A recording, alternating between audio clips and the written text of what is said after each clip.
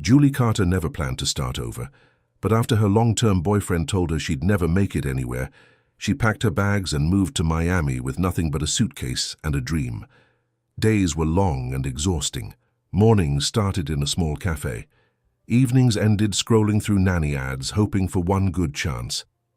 Meanwhile, across the city, Michael Bennett, a millionaire with a perfect life on paper, was watching his world quietly fall apart. His marriage had been a facade for years, one built for appearances, not love. When his wife finally left, she didn't just walk away from him, she left their 7-year-old daughter behind too. Two people, both broken in different ways, living under the same sky, one searching for a job, the other searching for meaning. Neither knew that a single afternoon at a crowded crosswalk would change everything. She thought she was just helping a lost girl.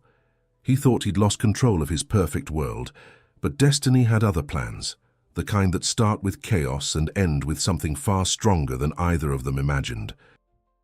Julie had moved from a small town in Ohio, hoping for a new beginning in Miami. Her dream job as a nanny had fallen through just before she arrived, leaving her scrambling to survive. Until she found another position, she worked part-time at a small cafe near downtown, serving people who never looked her in the eye. That afternoon, around 4 o'clock, the sun was still bright and the air thick with humidity. She left her shift, her apron stuffed in her bag, thinking only about getting home to rest her tired feet. As she approached the intersection, something caught her attention.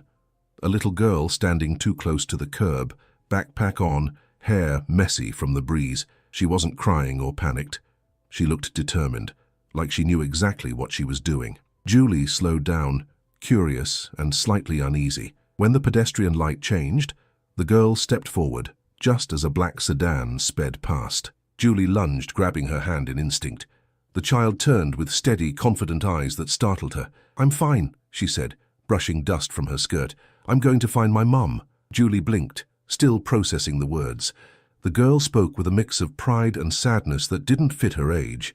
Kneeling, Julie asked softly, "Where's your mom, sweetheart?" The answer came quick. "Los Angeles." Julie froze for a second. "Los Angeles," she repeated, almost laughing in disbelief. "We're in Florida." The girl nodded, serious as ever, explaining that her babysitter was late and she'd overheard her father talking about flights.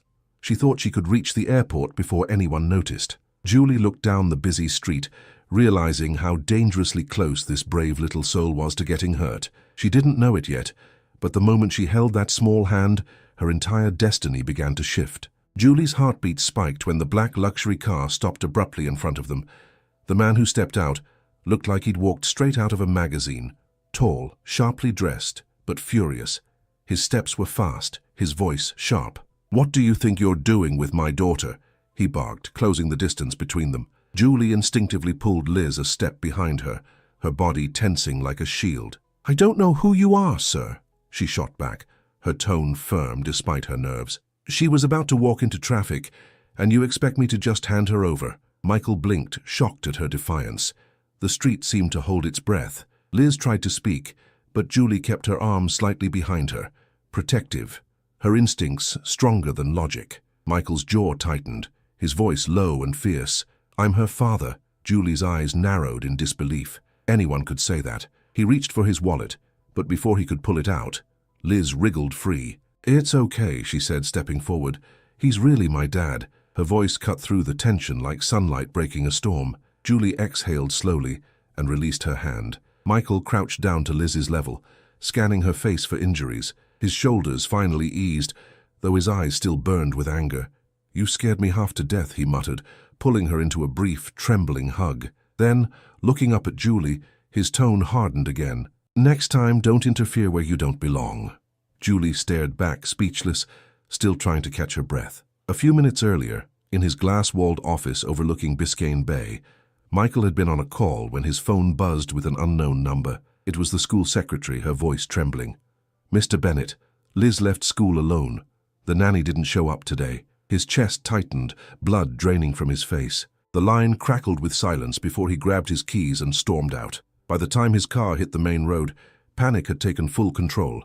He ran every red light between the school and the house, scanning sidewalks, calling her name even though she couldn't hear him. His mind replayed every worst-case scenario a parent could imagine. When he finally saw her, hand in hand with a stranger, his fear exploded into fury. He didn't see a kind stranger saving his daughter. He saw the nightmare he'd been running from since the day her mother left. The sound of the car faded, leaving Julie frozen on the sidewalk. Her hand still tingled from where she'd held the little girls, as if her body hadn't yet realized it was over. People passed by, glancing curiously, but she couldn't move. He didn't even listen, she whispered to herself. The city noise felt louder now, mixing with the sting of humiliation and disbelief. She'd only tried to help. Wasn't that what anyone would do? But the man's face, his fury, his fear kept flashing in her mind. Julie rubbed her temples, trying to shake off the guilt that wasn't even hers. Still, the memory of Liz's fearless eyes lingered, along with the ache of being misunderstood for something good. Inside the car, Michael gripped the steering wheel so tight his knuckles whitened. Liz sat quietly in the back seat, watching him with wide, thoughtful eyes. "Daddy, she didn't mean any harm," she said softly. He didn't answer. His chest still burned with leftover panic, his heart torn between relief and anger. He knew he'd overreacted, but the image of his little girl standing alone in traffic refused to fade. By the time they reached the mansion gates, silence had swallowed the car. Liz climbed out first, glancing back as if searching for something or someone. Michael followed, but his thoughts were far away. He couldn't stop thinking about the stranger's courage, her eyes full of both fear and defiance. He didn't know it yet, but that moment on the street wasn't the end.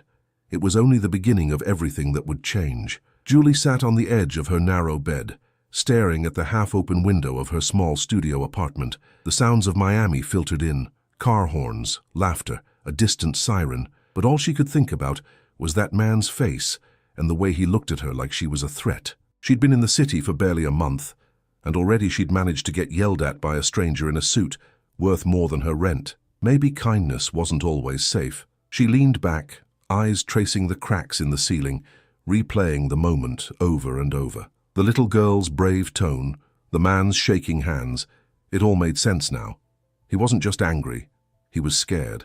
Julie understood fear like that. She'd felt it when she left Ohio, when her boyfriend told her she wasn't dreaming big enough. Funny how people's fear always came out sounding like pride. Down in his mansion by the bay, Michael sat in his office, still wearing the same shirt, sleeves rolled up, phone buzzing with missed calls. The house was quiet, too quiet. Liz was asleep, curled up with her stuffed rabbit, unaware of the storm behind her father's calm eyes. He poured himself a glass of whiskey, but barely touched it. The guilt had already replaced the adrenaline, and with it came questions he didn't want to face. Both of them lay awake in different corners of the same city, connected by a moment neither could forget. Julie thought about how cruel life could be, how good intentions often led to pain. Michael thought about the stranger who had risked herself for his child. Somewhere between exhaustion and regret, both made the same silent promise. Tomorrow had to make more sense than today. The next morning, Julie woke before sunrise, her body heavy with that familiar mix of exhaustion and hope. She brewed cheap coffee on the tiny stove and scrolled through nanny listings on her phone, rubbing the sleep from her eyes. Most jobs paid little or demanded experience she didn't have. Then one caught her attention: luxury family seeking live-in caregiver. Confidentiality required. The salary seemed unreal, the kind of number that could change everything. She clicked the address, realizing it was in Coral Gables, a place she'd only seen in magazines. Elegant mansions, iron gates, driveways wider than her entire apartment complex. Julie didn't recognize the street, but she knew the type of people who lived there. Private, powerful, and far from her world. "They'd never pick me," she murmured, still reading the ad like a dream. But something about it felt different, almost like fate giving her another chance. By 8 o'clock, she had printed her resume and packed her only blazer, worn soft from past interviews. The cafe didn't need her that day, so she decided to risk it. The bus ride took her across the whole city, from noisy traffic and corner stores to quiet roads lined with palm trees and silence. Each stop made her more nervous, her heart bouncing between fear and faith. Meanwhile, across town, Michael sat in his study, staring at his laptop screen. After firing the nanny who'd abandoned her post the day before, he'd spent the night searching agencies, until frustration gave in to exhaustion. Liz needed stability, someone patient, trustworthy, someone different. His assistant had suggested posting the job directly. He hesitated, then finally agreed, typing live-in caregiver with a sigh. The ad went up before sunrise, another decision made out of desperation more than hope. When Julie finally stepped off the bus, the air was heavy with humidity and the scent of ocean salt. She followed the GPS until a tall white gate appeared before her. Beyond it, she saw a mansion so beautiful it almost looked unreal. Her hands trembled as she checked the number one last time. "This is it," she whispered, taking a deep breath. She didn't know that the man waiting behind those walls was the same one who had accused her less than 24 hours earlier, and that destiny was about to bring them face to face again. Julie stood outside the towering white gate, her heart pounding in her chest. A discreet intercom blinked beside the entrance. "Good morning, I'm here for the nanny position," she said, her voice a mix of nerves and hope. The gate buzzed open slowly, revealing a driveway lined with manicured hedges and a marble fountain glistening under the afternoon sun. Every step she took echoed louder than the last. As she reached the front door, it opened before she could knock, and there he was. The same man from the street, the one who had yelled at her less than a day ago. For a second, neither spoke. His eyes widened with recognition, hers with disbelief. "You," he said sharply, lowering his phone. "You're the woman from yesterday." Julie froze, clutching her resume like a shield.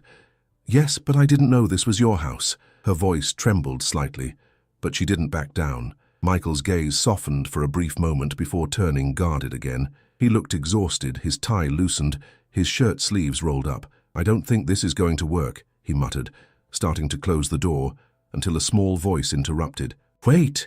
Liz's footsteps echoed down the hall, her laughter bright and disarming. "It's you, the lady from the crosswalk." She ran straight to Julie, wrapping her arms around her waist. The tension in the air shifted instantly. Michael stopped mid-motion, watching his daughter cling to the woman he'd judged so quickly. Julie knelt, smiling softly as Liz whispered, "Daddy, she's my hero." And for the first time, Michael wasn't sure what to say. For a moment, the three of them stood in the foyer, caught between silence and disbelief. The air smelled faintly of fresh lilies and polished wood, and Julie could hear her own heartbeat echoing in the quiet. Liz refused to let go of her hand, her smile bright and sure. Michael rubbed the back of his neck, torn between pride and embarrassment. He wasn't used to being wrong, especially not about people. Julie took a small step forward, her voice steady but calm. "Mr. Bennett, I understand what you thought yesterday, but your daughter wasn't safe and I only did what anyone would have done." Her tone wasn't defensive, just honest. Michael met her gaze, the sharpness in his eyes softening a little. Liz nodded eagerly beside her. "It's true, Daddy, she stopped me from getting hit. You didn't see that part." Michael exhaled slowly, his anger giving way to exhaustion. The school called. The nanny never showed up, and by the time they realized she'd left, Liz was already gone. His voice cracked slightly, betraying how terrified he'd been. He looked at his daughter, brushing a hand through her hair. I thought I was about to lose her." Julie's heart tightened. She'd seen that kind of fear before, the one that makes love feel like a weakness. There was a long pause before he finally spoke again. "You're honest," he said quietly. "And clearly my daughter trusts you." He extended the resume she'd dropped earlier, glancing over it quickly.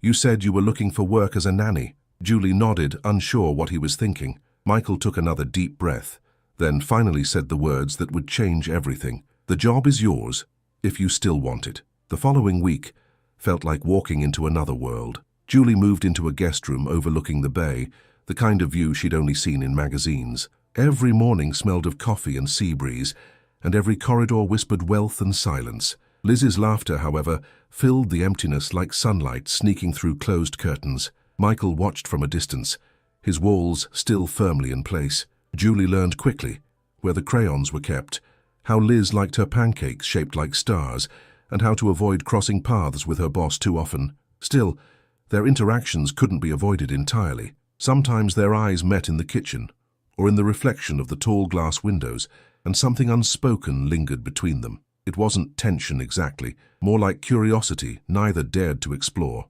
Michael tried to focus on work, but every time he heard his daughter's laughter echo through the halls, something inside him softened. He hadn't heard that sound in months. From his study, he'd occasionally catch Julie reading to Liz, her voice animated and warm. He found himself pausing at the doorway, just long enough to listen before pretending he wasn't. It unnerved him, the feeling of peace he didn't ask for. For Julie, the mansion wasn't just a workplace.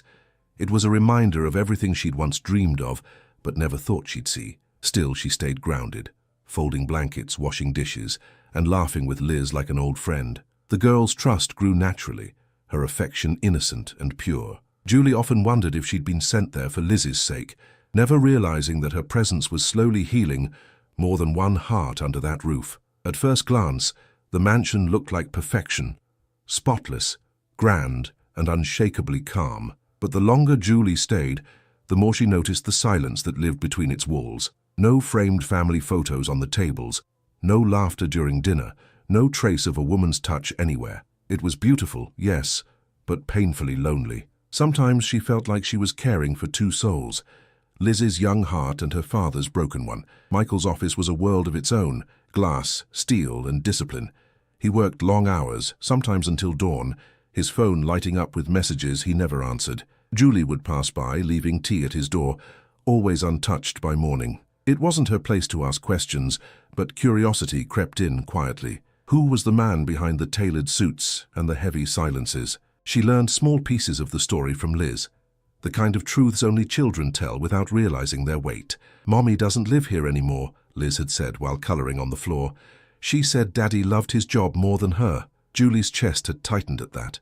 She wanted to ask more, but Liz had already gone back to her drawing, humming softly. The truth in that house existed in fragments, some spoken, most buried. One night, unable to sleep, Julie went downstairs for water. The kitchen was dimly lit, shadows stretching across marble counters. She froze when she saw Michael there, sleeves rolled up, staring into an untouched glass of whiskey. "Couldn't sleep either?"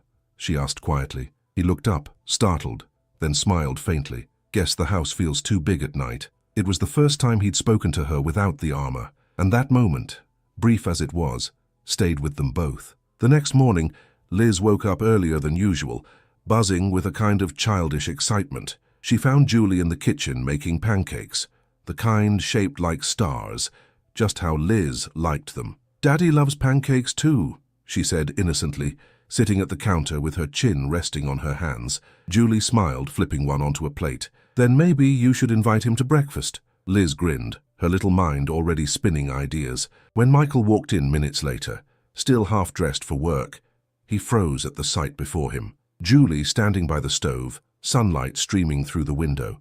Liz giggling with syrup on her chin. It felt almost like a memory he didn't realize he'd missed. "Good morning," Julie said.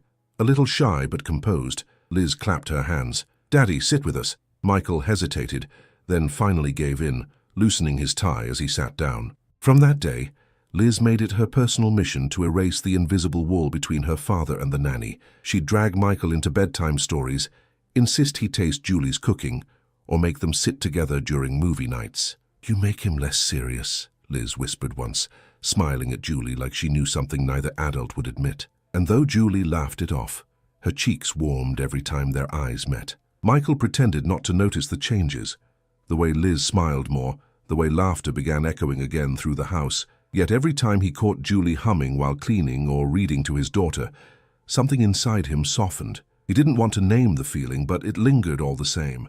For the first time in years, the mansion felt like a home again, and Liz, without knowing it, had become the architect of something her father no longer believed in: family. It started as an ordinary Tuesday, long meetings for Michael, homework and bedtime stories for Liz, and another quiet evening for Julie. But that night, Liz refused to eat unless both adults joined her at the table. "No phones, no excuses," she declared, crossing her little arms with authority that made Julie laugh. Michael sighed, surrendering, and soon the three of them sat together under the soft glow of the chandelier. The silence at first was awkward, until Liz spilled juice all over his sleeve. Julie rushed to help, grabbing napkins, laughing nervously as she tried to clean the mess.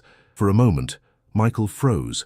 Then, unexpectedly, he laughed too. It was deep, genuine, and it caught even him off guard. Liz's eyes widened in triumph. "See, you do know how to smile," she teased, making them both laugh harder. The air lightened, the tension fading with every shared grin. After dinner, Liz fell asleep on the couch, her plate of dessert half-eaten. Julie began clearing the table, stacking dishes carefully, when she heard Michael's footsteps behind her. "You don't have to do that," he said softly. "It's not part of your job." Julie turned, her smile calm and effortless. "I don't mind helping a colleague," she replied, her tone playful. The way she said colleague made him smile for reasons he couldn't explain. He hesitated for a second, then rolled up his sleeves and joined her at the sink. I haven't done this in years, he admitted, taking a plate from her hand. Maybe you should start. It's therapeutic, she said with a grin. Their hands brushed as they reached for the same dish, and for a heartbeat neither moved. The hum of the dishwasher filled the silence as their eyes met, not as boss and employee, but as two people realizing something had quietly shifted between them. The following days moved in slow motion, as if the air inside the mansion had changed somehow. Julie tried to keep her routine the same. Breakfast, lessons, bedtime stories, but nothing felt as ordinary as before. She caught herself thinking about Michael too often, remembering the way he'd smiled that night at dinner. Every time their paths crossed, her heart skipped in quiet defiance. She knew the danger of letting feelings grow where they shouldn't. Michael noticed the shift too. Meetings became harder to focus on. Numbers blurred, and his once perfectly structured life began to feel unstable. Every sound in the house reminded him of her, the clinking of dishes, her voice reading to Liz, the soft laughter he'd started craving without realizing it. It terrified him. He had built walls to keep his world predictable, and now a woman with tired eyes and a warm smile was breaking them down one glance at a time. Sometimes, late at night, they'd cross paths again, in the hallway, the kitchen, or by the stairs. Small talk turned into longer conversations about books, childhood, or the little things people forget to appreciate. Once she told him about Ohio, about leaving everything behind for a chance to rebuild her life. "You're brave," he said quietly. Julie laughed, shaking her head. Or just stubborn. Their eyes met, and silence said everything else. Still, neither dared to take a step closer. Michael feared repeating old mistakes. Julie feared losing the stability she had finally found. Yet the more they tried to stay apart, the more the universe seemed to push them together. A glance, a shared smile, a heartbeat too long. It was wrong, complicated, forbidden, and somehow it felt like the most natural thing in the world. The peace that had quietly settled in the Bennett mansion didn't last long. One afternoon, as Julie helped Liz with her homework, the sound of heels echoed through the marble foyer. "Mom?" Liz gasped, dropping her pencil. Julie turned just in time to see a tall, elegant woman step through the doorway, hair perfect, sunglasses still on, like she owned the place. Michael appeared seconds later, his expression unreadable. "Claire," he said flatly, and the air turned cold. Julie stood frozen, unsure whether to stay or leave. Claire's sharp gaze swept across the room, landing on her. "And who's this?" she asked with a smile that didn't reach her eyes. "Our new nanny," Michael replied, his tone clipped. "Julie." The woman extended her hand, her diamonds catching the light. "How nice," she said, though the tension in her voice could cut glass. Julie smiled politely, sensing the storm underneath the small talk. Liz ran to her mother, hugging her tightly, though the gesture felt more uncertain than joyful. Claire knelt, smoothing her daughter's hair. "I missed you, sweetheart," she said softly, before glancing back at Michael. "I thought it was time we talked." The words carried history and danger. Julie excused herself, taking a few steps back, but she could still hear their voices drifting through the hall. Every sentence sounded like a battle disguised as civility. That night, the house felt heavier. Liz was quiet. Michael was distant. And Julie couldn't shake the feeling she'd just stepped into something she wasn't meant to see. From her window, she caught sight of Michael on the balcony, talking to Claire in hushed tones. It wasn't jealousy she felt. Not yet, but something else entirely. Fear, maybe. The kind that comes when life starts feeling too good, and you realize how easily it can all be taken away. The following days felt different, colder, sharper, as if the house itself sensed the change. Claire started visiting more often, always unannounced, always with that same flawless smile. She'd linger in the kitchen just long enough to make Julie uncomfortable, pretending to be friendly while dropping small pointed remarks. "It must be hard working here," she'd say sweetly. "Michael can be intense." Julie would just nod and force a polite smile, swallowing words she'd never dare speak aloud. Michael noticed the tension but said nothing, too busy trying to maintain peace for Liz's sake. Claire played her role well, the concerned ex-wife, the loving mother. But behind every glance, every word, there was calculation. One evening, Julie overheard part of their conversation in the hallway. Claire's voice was soft, almost pitying. "You really think she's here for your daughter? Come on, Michael. Look at her. She's young, pretty, broke. You know how this ends." That night, Michael barely looked at Julie. The distance was instant, and it stung more than she wanted to admit. He grew quieter, colder, his polite nods replacing the warmth that had been growing between them. Julie tried to stay professional, focusing on Liz, but the tension hung heavy in every shared room. Every small silence felt louder now, every smile a little harder to give. She could feel the invisible wall rebuilding brick by brick. One evening, when she handed him Liz's report card, his hand brushed hers, and he pulled away like he'd been burned. "Thank you," he said curtly, not meeting her eyes. That was the moment she knew he believed the lies. Later, as she folded laundry in the quiet of her room, tears slipped down her cheeks before she could stop them. Not because he'd hurt her, but because she'd started to care, and didn't realize how much until now. The breaking point came one evening when the storm everyone felt brewing finally hit. Claire showed up unannounced again, her perfume filling the hall before her words did. Liz was upstairs when it happened, thankfully, but the argument downstairs echoed through the house. "You think I don't see what's happening?" Claire spat, standing in the middle of the kitchen, heels clicking against the marble. "A young, lonely nanny suddenly becomes his confidant? How convenient." Julie froze, her cheeks burning. "That's not true," she managed to whisper, but Claire didn't stop. Michael walked in mid-scene, his expression a mix of confusion and exhaustion. "Enough, Claire," he said, but the damage was done. Claire turned toward him, her voice dripping with accusation. "She's not here for Liz, Michael. She's here for you.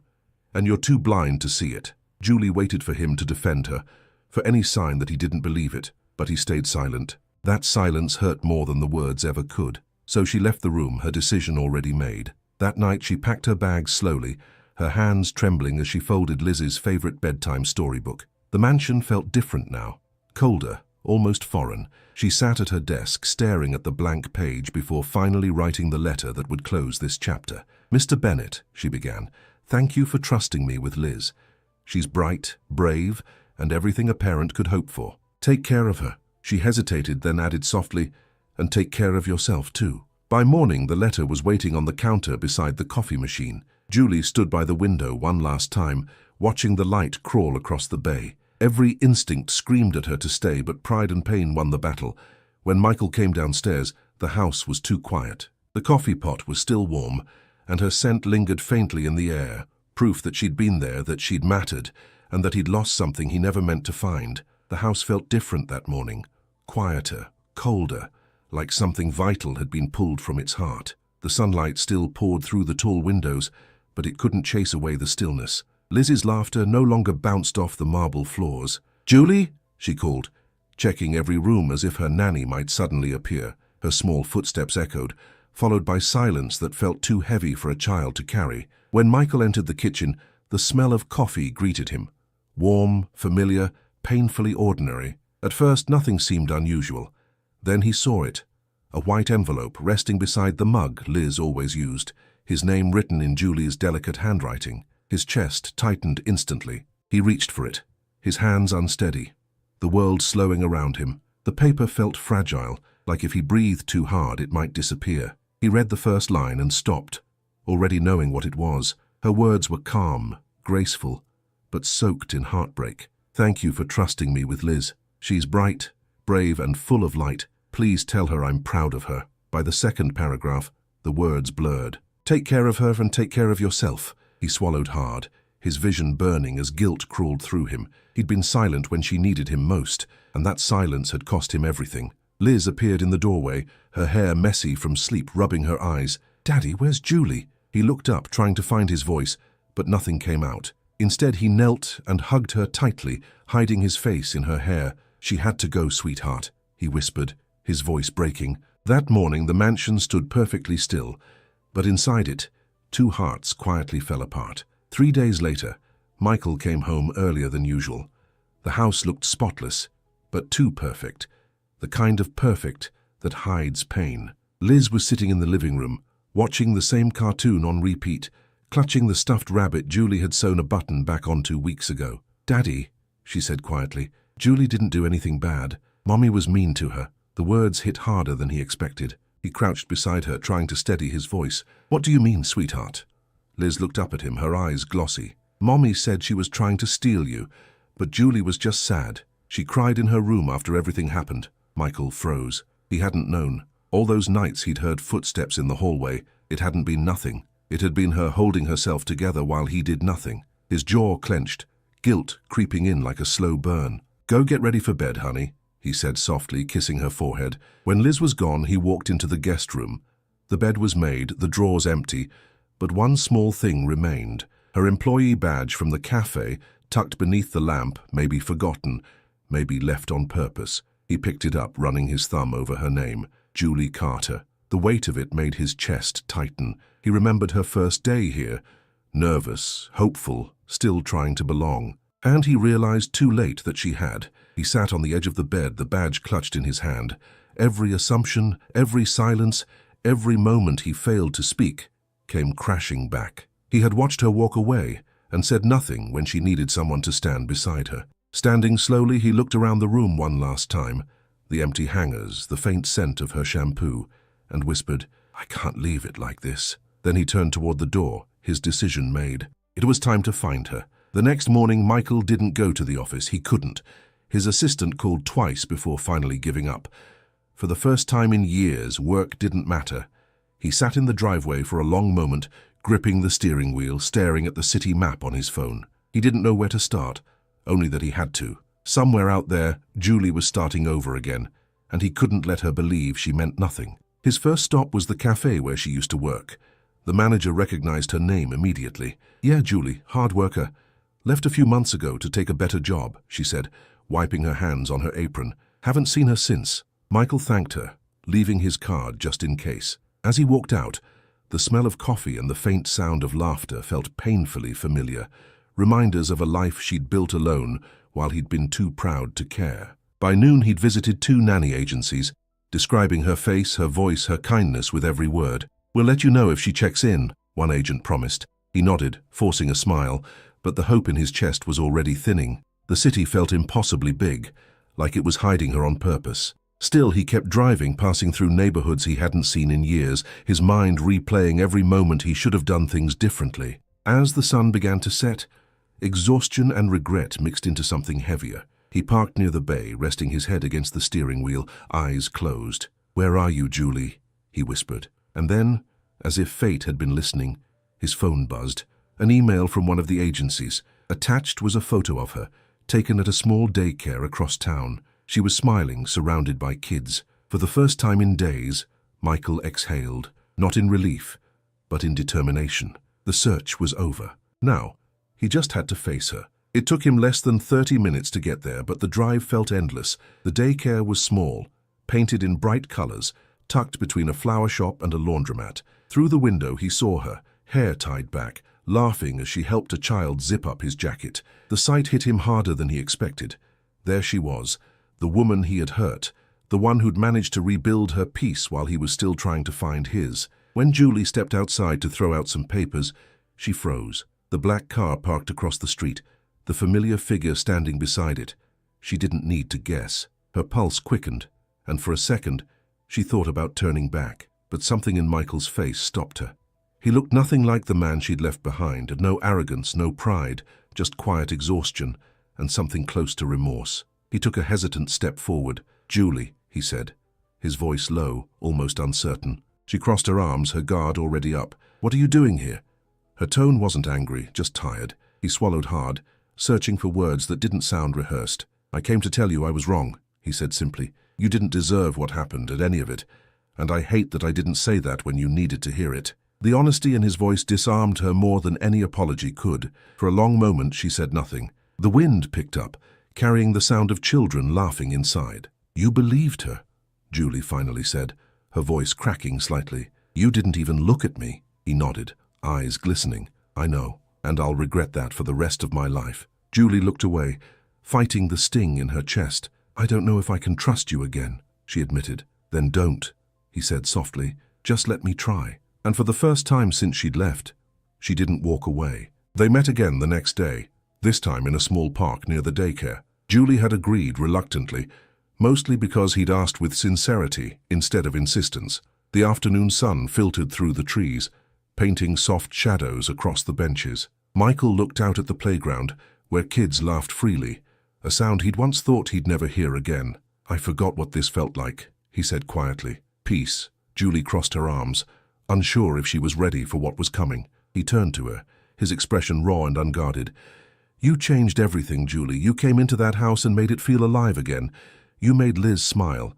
And for the first time in years, I did too. His voice trembled slightly. I told myself I didn't need anyone, but the truth is, I just didn't think I deserved anyone. Julie blinked, caught off guard by how honest he sounded. She wasn't used to this version of him, the man behind the title, stripped of control. She took a deep breath, her voice soft but steady. You hurt me, Michael, not because of what you said, but because you said nothing when it mattered. He nodded slowly, taking in every word. I know, and I'll spend however long it takes proving you were wrong about me. There was no arrogance in his tone, just quiet conviction. Julie looked down, her hands trembling slightly. People don't change overnight, she said. No, he replied, but they start somewhere. For a long time, neither spoke. The wind moved between them, carrying all the things they hadn't said before. Finally, Michael reached into his pocket and pulled out the cafe badge he'd found. You left this, he said, holding it out. She looked at it, then at him, and smiled faintly but sincerely. Guess I didn't expect anyone to come looking. He met her gaze. Then maybe it's time someone finally did. For the first time, she didn't feel the urge to run. The divorce happened quietly, almost as if both sides were too tired to fight anymore. There were no lawyers shouting, no tabloids or rumors, just signatures and silence. Claire left for Los Angeles saying she needed to find herself, and for once Michael didn't argue. Liz took the news better than expected. She'd already sensed the distance between her parents long before it became official. When the final papers arrived, Michael felt something unfamiliar, peace. Weeks passed and life slowly took on a new rhythm. By chance, Michael and Julie began running into each other, once at a cafe near the daycare, another time at a late showing of a family movie Liz insisted on watching. Each meeting was unplanned, but strangely easy, like the universe was quietly nudging them back together. Their conversations grew lighter, their laughter less guarded. It was never forced, just two people slowly remembering how to breathe around each other again. Then one afternoon, Michael appeared outside the daycare with Liz in the back seat. He looked different, relaxed, open, even a little nervous. We were wondering if you'd like to join us, he said, hesitating just long enough to make her heart race. Lunch at the park.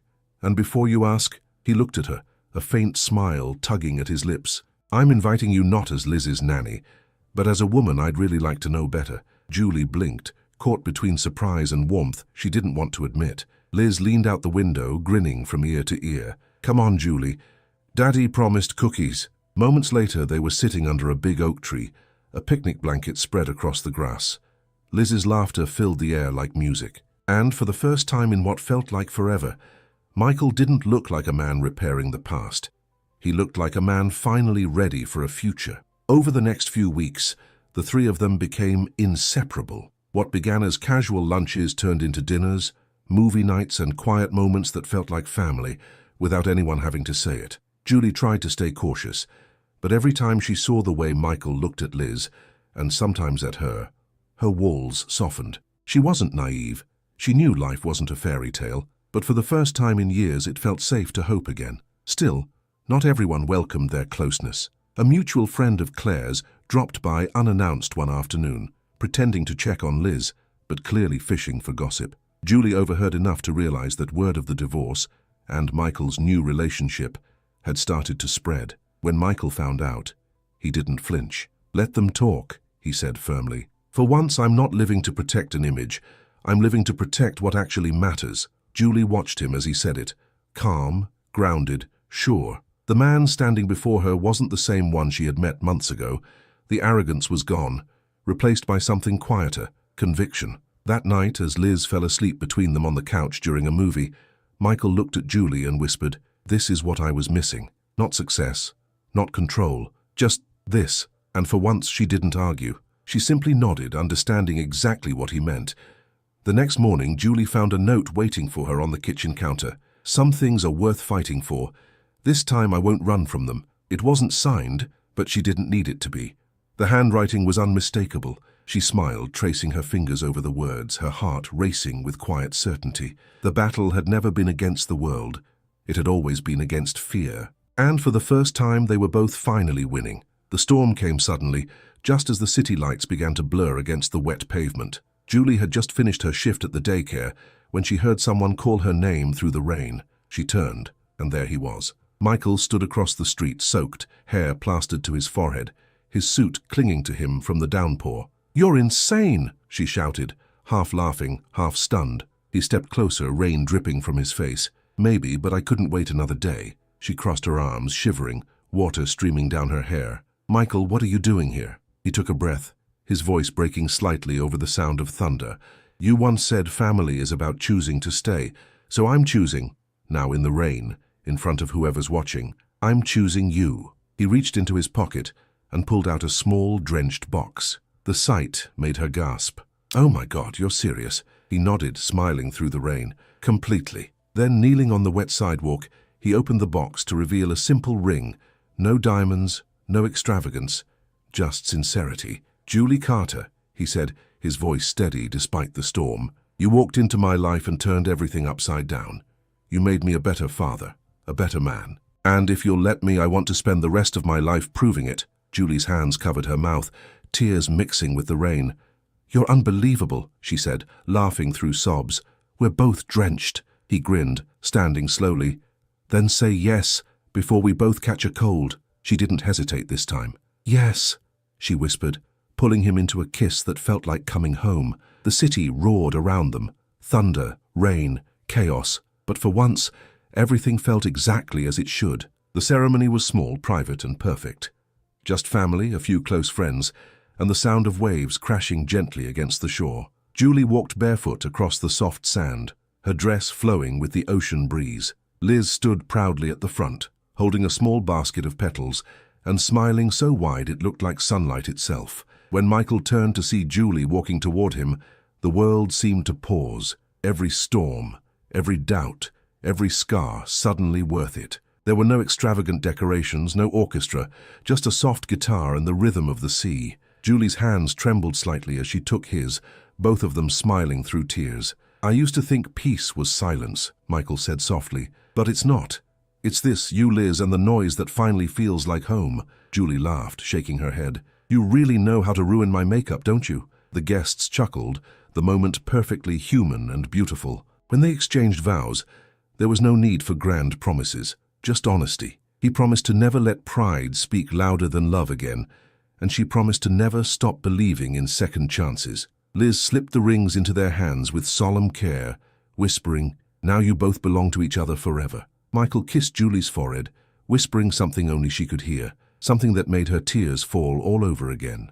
As the ceremony ended, they walked together along the shore, hand in hand, their footprints fading with the tide. Liz ran ahead laughing, her little voice blending with the seagulls overhead. The sun dipped low, painting the sky in gold and rose. Julie looked up at Michael and smiled softly. "Can you believe it all started at a crosswalk?" He laughed, kissing her hair. "Yeah," he said.